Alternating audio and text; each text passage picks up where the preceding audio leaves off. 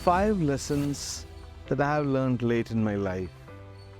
As they say, it's never too late to learn anything new. Let me share from this part of my life some lessons. If you can implement even half of these, it will really help you in your life.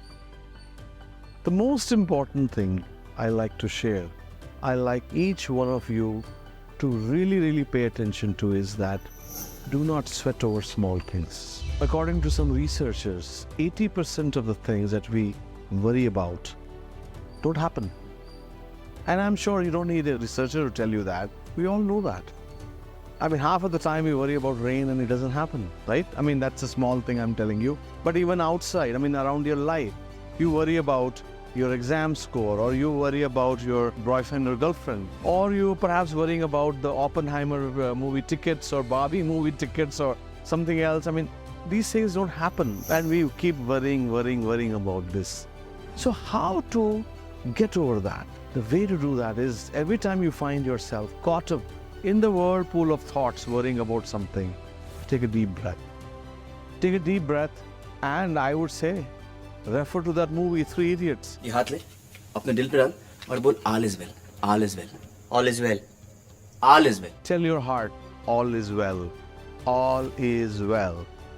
And you will find it will switch your mental condition, and perhaps soon you will stop worrying about things. And you can try doing that multiple times. Take a deep breath, tell yourself, all is well. Don't worry about it, and your life will be a lot better. Second thing that I have learned, don't be afraid to take risks. There is this saying, a cautious man doesn't get hurt, but he also doesn't get anywhere. So what do you want to be? A cautious man, or a man who creates new things, a man who takes bold decisions, bold actions? Really, not using alter ego device, but yourself. Be that man, take some risks. Only risk will tell you more about your potential, help you go outside your limits that you have set for yourself. According to a study done by University of Pennsylvania, the people who take risks are happier and joyful than those who don't. Why? Because the ones who don't always have regret that they didn't do this. Do you want to be that old man or old woman who's thinking that all the things that she or he could have done but didn't do? Don't be that. Take some risk, enjoy life. So how can you put that into action? Every time you're afraid to do something, catch yourself in that and repeat this to yourself. What is the worst thing that could happen if I do this, or if I don't do this? Think about it again. More than 50% of the times you'll find even the worst thing that could happen is not that bad. So it'll really be good for you to take that step. Be bold, be someone who matters. Third thing is, it's never too late to start over. Now, I'm not just talking about the business or work and all that, or relationship. It could be anything. Did you know that I started the running as a hobby after I turned 50? It's never too late. What's the worst thing that can happen? After 50 or 60, or you reach later part of your life, you start thinking, oh man, I can't do this, I can't. Do you want to be that old man who regrets all his life? It's never too late to start over. Whenever you're unhappy with your current situation, whether it be your health, wealth, relationship, things around you, don't be afraid. Going back to the second thing that I said, take risks, be bold, start over. It's never too late. Statistically, I will tell you, if you read about the lives of many successful men, you will find they achieved greatness only in later part of their life. The era of instant or era of younger people making billions is recent, and also, in my view, it's ephemeral. It's not going to stay forever. And even their money doesn't stay forever if you talk to many of them. So don't be afraid to start late, but do start. Fourth thing is importance of living in the present moment. I'm sure you all would have heard of this famous saying, past is history, future is mystery, present is the best gift you have. That's why it is called the present, isn't it? There are many researches done in recent times which tell you that how being in the present moment, living in the present moment makes you happier. If everything we do in our life is to make ourselves happy, why not learn this skill? Why not form this habit and learn to be in the present moment every moment of your life?